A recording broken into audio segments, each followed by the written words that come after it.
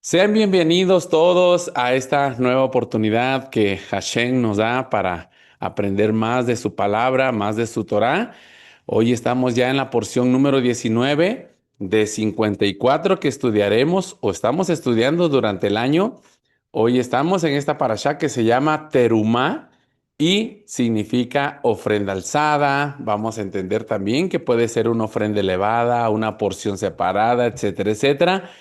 Pero el versículo principal está en Shemot, en Éxodo 25:8. Aunque nuestra parashá empieza en el 25:1, el versículo principal está en este versículo 8 y dice, y harán un santuario, un mikdash en hebreo, para mí, y habitaré dentro, Betoham, es en hebreo, de ustedes. Es importante que vamos a entender estas dos palabras, tanto Mikdash como Betoham, porque el Eterno nos quiere decir algo muy importante. Amén. En esta porción veremos que el Eterno manda hacer este santuario, no para vivir en él. No puso Betojó, que significaría para vivir en el santuario. No, puso Betoham para vivir dentro de nosotros, porque el Eterno nada ni nadie lo puede contener ante su inmenso poder, ante su inmensa presencia. Entonces Él dice, pónganme un santuario, hágame un santuario para que yo habite dentro de ustedes. Amén. El Eterno, al principio de esta parashá, no empieza pidiendo oro o plata, empieza pidiendo voluntad y corazón. Dice así, dile a los hijos de Israel que tomen para mí terumá, que tomen para mí ofrenda. No les dice que den, les dice que tomen, porque el Eterno ya les había proveído. Resalta que en este verso vemos dos condiciones. Una es voluntaria y otra es de corazón. En hebreo es idebenu y de corazón es libó o libé. Amén. Esto será fundamental para que se construya este lugar tan kadosh. Bien, ahora su significado de terumá es presente, puede ser también ofrenda elevada, ofrenda alzada, ofrenda mecida, porción separada y también puede significar donativo, ¿sí? Terumá para el Eterno es la ofrenda más importante para Él, porque una no es obligatoria. Otra la pide que sea de corazón. También le dice a los hijos de Israel que tengan una iniciativa propia. No les dice, tú, tribu de Judá, vas a dar oro. No, no. Se los da a su libre albedrío para que ellos elijan qué van a dar, qué tipo de ofrenda van a dar, qué materia prima van a dar para la construcción de este Mishkan o Mikdash. Vamos a verlo, las diferencias en un ratito más. ¿Y por qué era importante para el Eterno? Porque no había un mínimo, aunque sí hubo un máximo, porque llegó el momento que era demasiado oro, demasiada plata, que para que no tuviera sobrantes, Moisés detuvo al pueblo y dijo, ya no den más, porque aquí se completó perfectamente la construcción del templo. El apóstol Pablo, Rab Shaul, nos enseña en 2 Corintios 9:7, dice, cada uno debe dar de acuerdo con lo que ha decidido en su corazón, no de mala gana, ni por compulsión, porque Elohim ama al dador alegre. Entonces, podemos decir que la mejor ofrenda para el Eterno va llena de gozo y de alegría. Amén. Terumá, su raíz es la palabra rom, que significa estar en lo alto. Por eso terumá es una ofrenda alzada, una ofrenda alta, porque va más allá de lo que podamos dar. Va a lo que podemos ofrecer con amor y con sinceridad. Hermanos, no se pierdan esta interesante parashá, porque en esta porción vamos a ver tan claramente a nuestro Mesías Yeshua cuál fue el propósito de venir a esta tierra, convirtiéndose como un tabernáculo, como un mishkan, como un mikdash, Vamos a entenderlo en las siguientes presentaciones, perdón, amén. Antes de eso, vamos a hacer la bendición por la Torá y dice de esta manera: Baruch atah Adonai Eloheinu melech haolam, asher bahar banu mikol hamim benatan lanu et torato, Baruch atah Adonai noten hatorá, bendito eres tú, Adonai, Rey nuestro y Dios nuestro, que nos ha escogido de entre todas las naciones y nos ha entregado su Torá. Bendito eres tú, Adonai, donador de la Torá. Bien, hemos orado y bendecido por la Torá. Y ahora sí, vamos a entrar en tema, familia y hermanos, en el Mesías.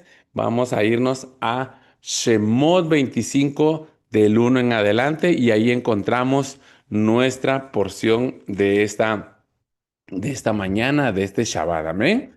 El 25:1 dice: Hashem habló a Moshe diciendo: di a los hijos de Israel que tomen para mí ofrenda teruma de todo varón que la diere de su voluntad, de corazón tomaréis mi ofrenda. Cuando el Eterno le dice o le instruye a Moisés que le hiciera un santuario, un mikdash, ¿sabían que era la sexta vez que Moisés subía al monte? 7 veces subió en total Moisés al monte, ¿sí? Y se los voy a enumerar. Cuando quieran tomar notas, pueden pausarlo cuando ustedes vean nuevamente este video. Así es que se los voy a detallar. Dice en Shemot 19:3 es la primera vez que subió.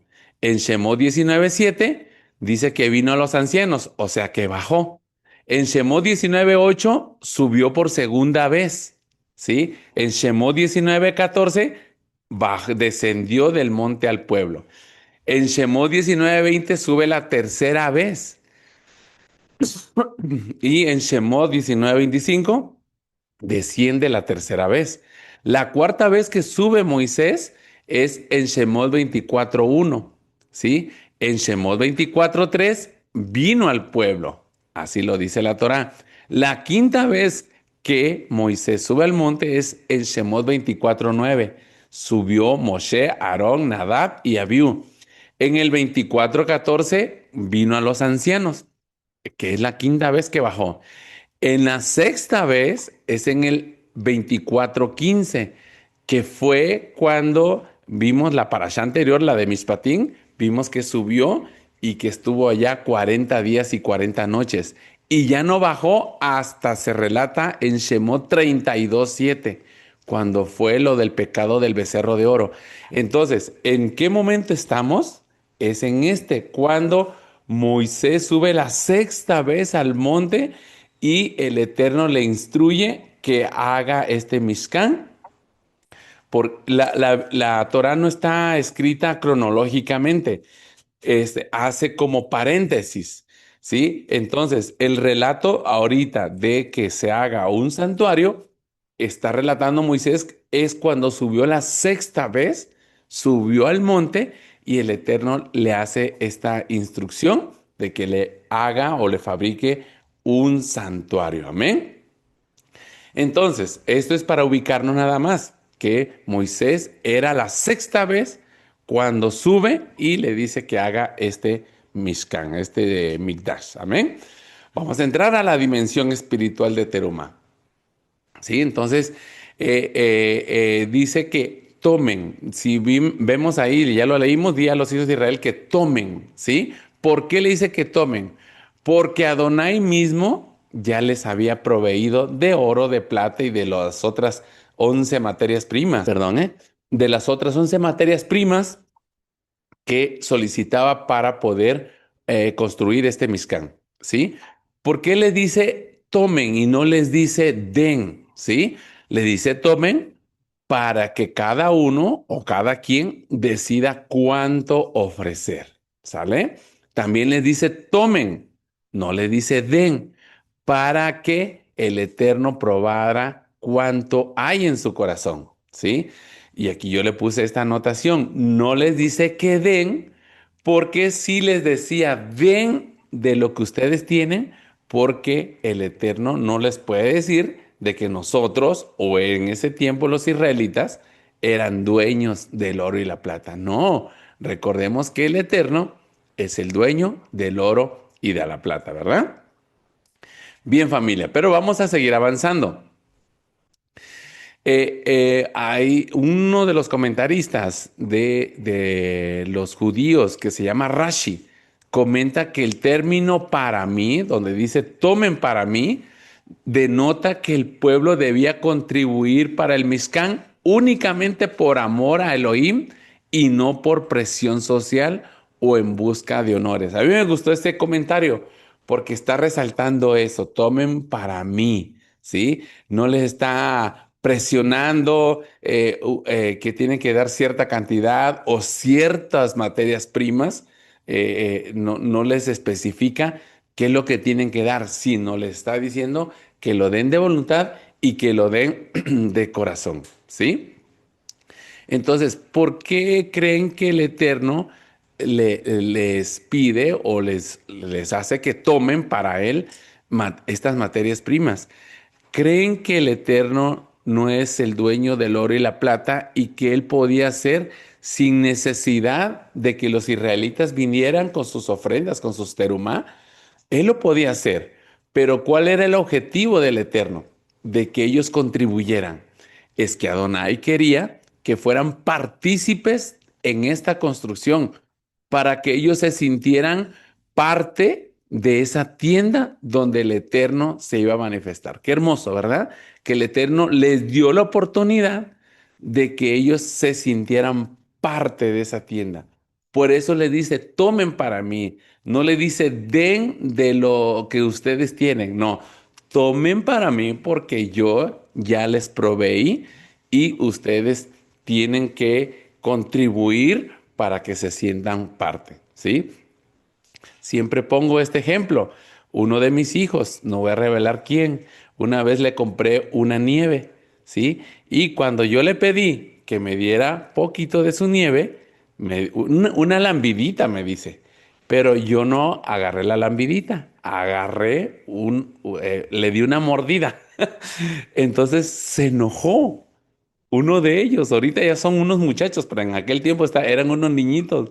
Se enojó porque le di una mordida, casi me lo acababa yo su nieve que le había comprado.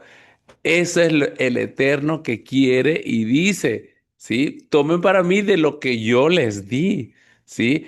¿Por qué? Porque yo me quería gozar con mi hija o mi hijo que quería disfrutar esa nieve, ¿verdad?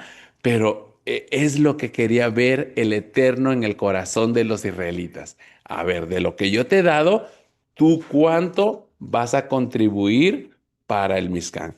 Pero vimos que fue la fórmula más perfecta que el Eterno pudo haber hecho con ellos. ¿Por qué? Porque cuando los pide de corazón y de voluntad, se traen muchos éxitos, ¿verdad? De hecho, les acabo de comentar que Moshe en un punto les dice, ya no traigan más, porque como todos lo estaban dando de corazón y de buena voluntad, entonces por eso hubo mucho éxito.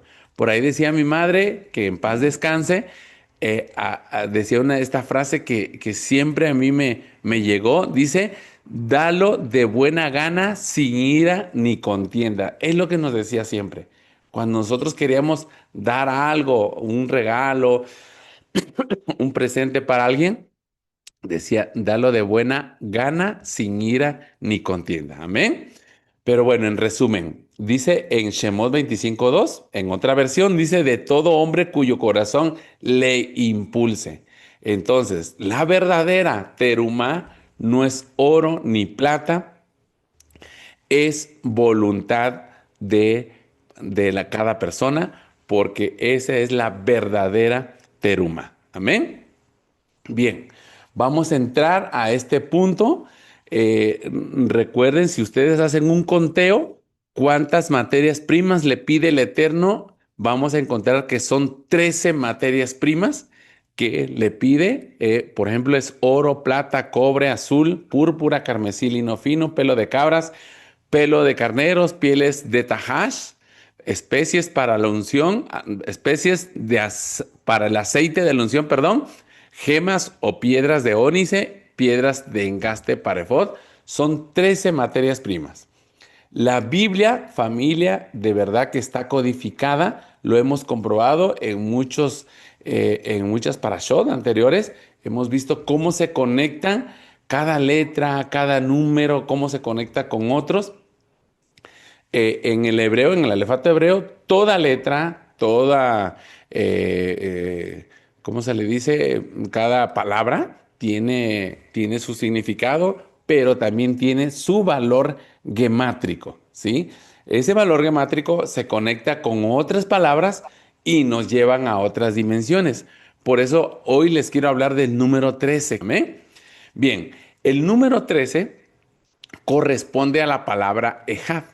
Y la palabra Ejad significa uno, ¿sí? Lo vemos, por ejemplo, en el Shema Israel.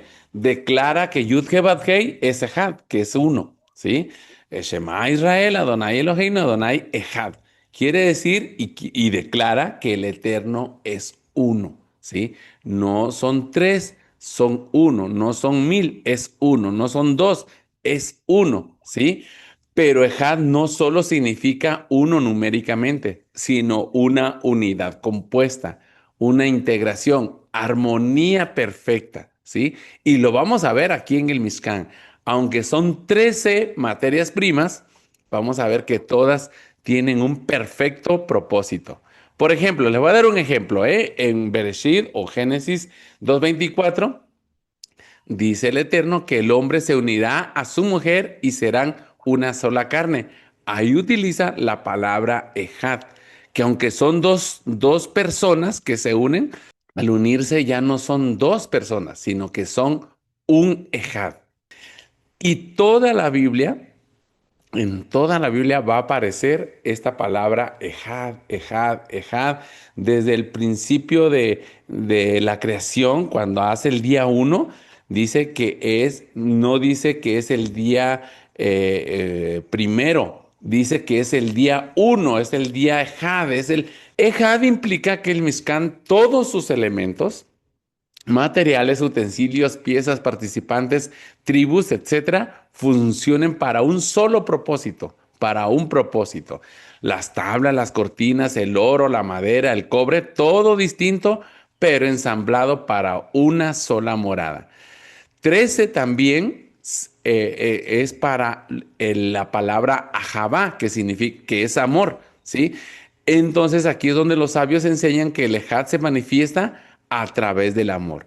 Para que hubiera este ejad, para que se pudiera construir este Mishkan, tenía que haber ese amor, ese corazón, esa voluntad. El Mishkan fue construido con Nedib Leb, que es corazón voluntario, diciendo así, sin amor no hay Mishkan, sin unidad no iba a haber Shejinah. Entonces era importante que el Eterno pudiera ensamblar todo esto con el número 13, diciendo que hicieran un Ejad, el Mishkan, o sea, que todo se ensamblara, todo se uniera, todo se hiciera uno solo. El Mishkan es la manifestación física del Ejad de Adonai, un Dios, un pueblo, un santuario, una presencia, una unidad, una Torá. El Mishkan tenía tres puertas o tres niveles de santidad, ¿sí? Vamos a empezar por el atrio, ¿sí? Porque esa puerta se le llamaba la puerta del camino. En esta puerta podían entrar cualquier israelita, ¿sí? Cualquier persona, aunque tuviera algún defecto físico, ellos podían entrar en esa puerta porque tenían derecho a presentar los korbanot, o sea, los sacrificios, las ofrendas en animalitos. Entonces podían entrar. Esa puerta se le llamaba la del camino y podían entrar cualquier israelita. ¿Amén? No podía entrar un goyim, un gentil pagano, no podía entrar porque solamente era para el pueblo de Israel. Amén. Entonces, en este atrio, que es el patio, vamos a ponerle, se encontraban dos utensilios, que era el arca de los sacrificios y el abacro, ahí donde está un ladito del Cohen, del sacerdote. Entonces, esa era el acceso a la primer puerta. De hecho, en Shemot 27:16 dice que la cortina del atrio dice que debía de tener 4 columnas. ¿Sale? Entonces, esas 4 columnas representan los 4 evangelios: Mateo, Marcos, Lucas y Juan. ¿Sí?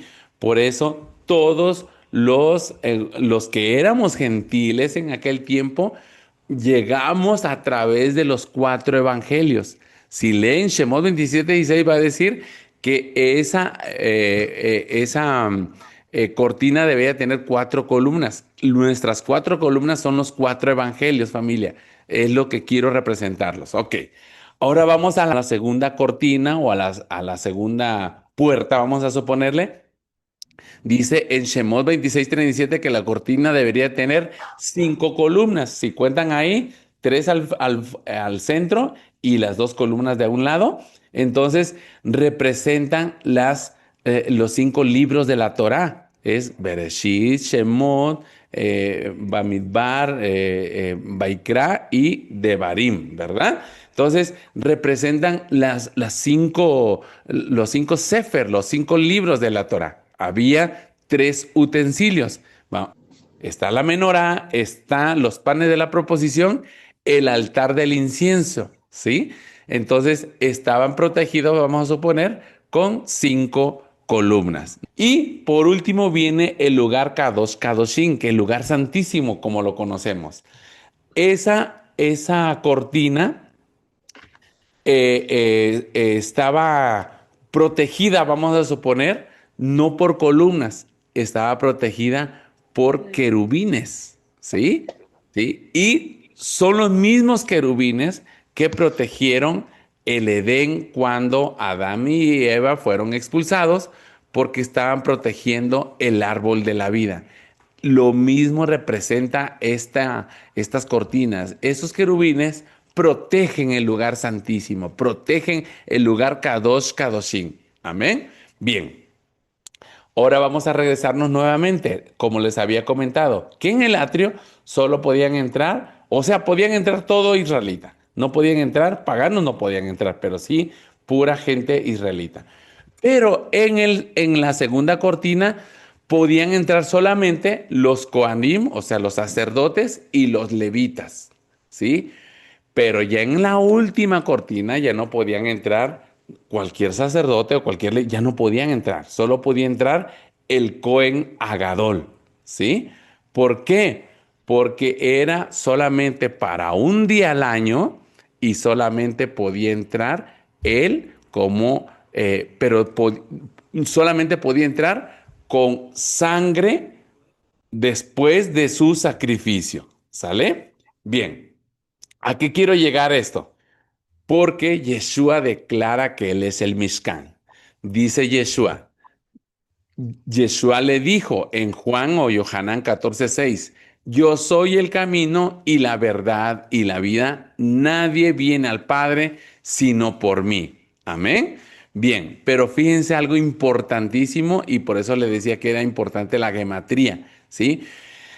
Cuando dijo Yeshua que Él es el camino, en hebreo camino significa derek y la verdad en hebreo significa emet, ¿sí? Y la vida significa Haim, ¿sale? Entonces, si agarramos la primera letra de cada palabra en hebreo el camino, la verdad y la vida, nos encontramos que viene siendo Ejad, que es el mismo número gemátrico que utiliza para el Mishkan. O sea, Yeshua en en esa interpretación profunda nos está diciendo que Él es la puerta del camino. Acuérdense que las puertas estaban divididas y limitadas. Una se le llamaba la del camino, la otra se le llamaba la de la verdad y la última puerta que vimos es la puerta de la vida. Entonces Yeshua está diciendo, miren, yo vine para que ustedes puedan entrar a ese Mishkan, donde se va a reflejar la presencia del Eterno. Es a través de mí que van a llegar al Padre. Entonces está diciendo, yo soy Ejad con ese Mishkan, yo soy Ejad con esa instrucción que Hashem le dio a Moisés. Entonces, aquí vemos la importancia de su venida de nuestro Mesías. ¿Sale? ¿Por qué? Porque en su primer venida vino a ser sacrificado, el altar de los sacrificios. Ya, Vino a purificarnos, el lavacro. Vino a ser luz, la menorá. dos hombres de Dios. Dijo que Él era el pan de vida, el que nos iba a proveer, ¿sí? La mesa de la proposición o la mesa de los panes, ¿sí? Y que Él iba a interceder ante el Padre por nosotros. Él era el altar del incienso. En su primer venida cumple que Él iba a ser el atrio, iba a ser también el lugar Kadosh, el lugar santo, ¿sí? Y en su segunda venida, Él es el que nos va a llevar a vida eterna, es donde los querubines van a abrir esas cortinas y nos va a llevar para siempre a vivir con Yud He por toda la eternidad. Dice en Apocalipsis 22:14. Bienaventurados, o más bien dice, qué bendecidos son aquellos que guardan la Torá, para que así tengan derecho a comer del árbol de la vida y para entrar por las puertas de la ciudad. Entonces, aquí hay una promesa tan grande que el Eterno nos dice, que si guardamos su Torá, vamos a tener ese derecho de comer del árbol de la vida. Amén. Bien, pero ahora vamos a entrar a esta palabra, Migdash. Es importante que nosotros analicemos la palabra o la instrucción que le dio el Eterno a Moisés. Amén. Sí, esta palabra para santuario viene del Strong 4720, que significa lugar consagrado. Sagrado también significa santuario. Lo que Adonai le estaba ordenando al pueblo era que hicieran un lugar kadosh, un lugar santo, para su uso exclusivo. Este era el lugar en el que el Eterno se encontraría con su pueblo para habitar entre ellos. Esta morada es una figura de Yeshua, como ya lo vimos, porque Él habitó entre nosotros. Viene de la raíz Kadash, que significa separar, consagrar, santificar. De ahí se derivan muchas palabras que todas tienen que ver con la santidad. Por ejemplo, Kadosh, que significa santo, apartado; Kadesh, que significa santificarse; Kedoshim significa santificado, santos; Kedushá significa santidad; Kodesh, Ruach HaKodesh, espíritu de santidad, quiere decir Espíritu Santo, puede ser también. Mikra Kodesh, las santas convocaciones que el Eterno nos dice que hagamos. Y también Kiddush, que significa santificar. Dice así, y habitaré en medio de ellos o dentro de ellos. Aquí está la parte más profunda de esta parasha. No dice habitaré en él. No dice que habitaría en el santuario. No, no. Dice en hebreo, Beshahanti Betoham, que quiere decir habitaré dentro de ellos, no dentro del santuario que iban a hacer, no iba a habitar dentro de nosotros, dentro del pueblo de Israel, dentro de sus corazones, dentro de ellos.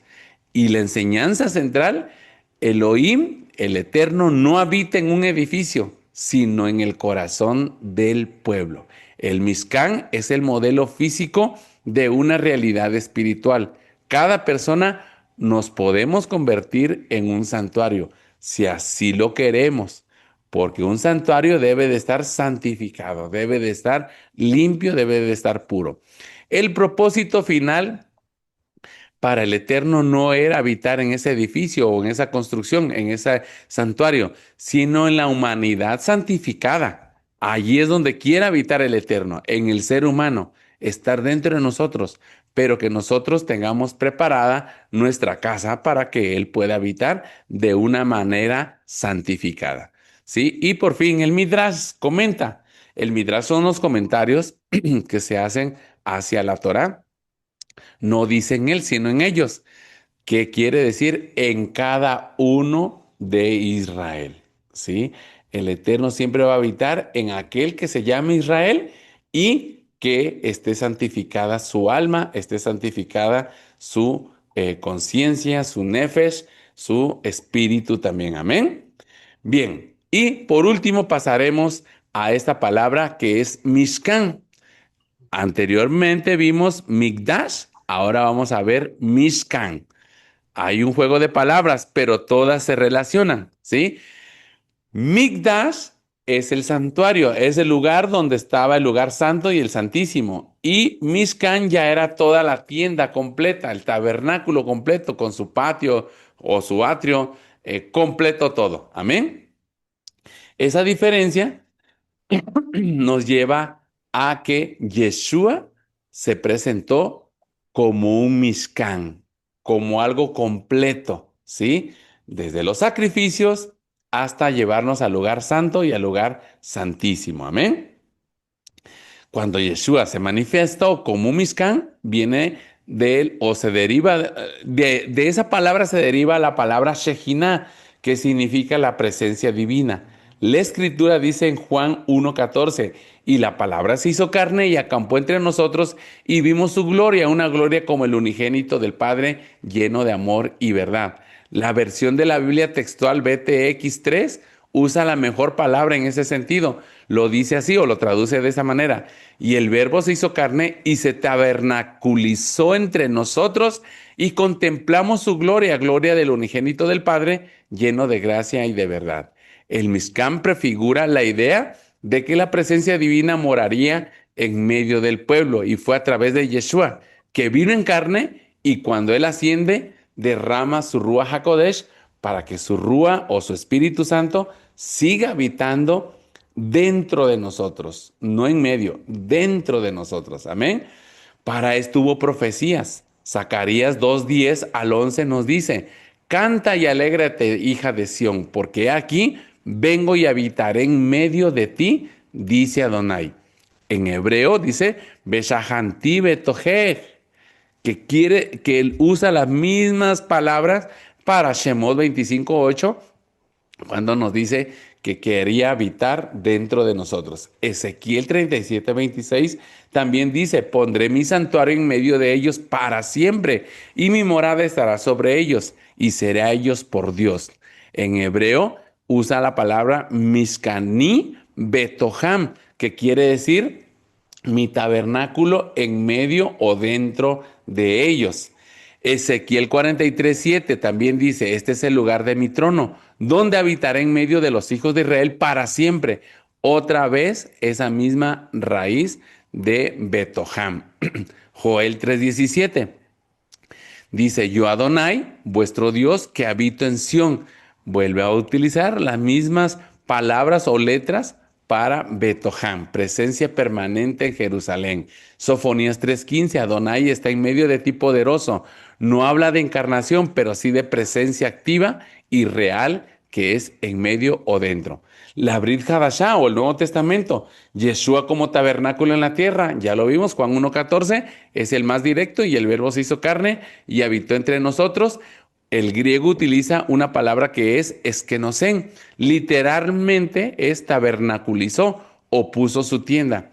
Esta palabra viene de eskené, que significa tienda, tabernáculo. En este paralelo más fuerte, Shemot 25:8, Beshahanti Betoham, aquí esta es la principal idea de que el Eterno quería manifestarse en un Mishkan porque él se quería tabernaculizar, no sé si lo dije bien, en Yeshua. Yeshua es nuestro Mishkan, Yeshua es nuestro tabernáculo. Juan 2:19, ¿se acuerdan ese momento donde dice, destruid este templo y en 3 días lo levantaré?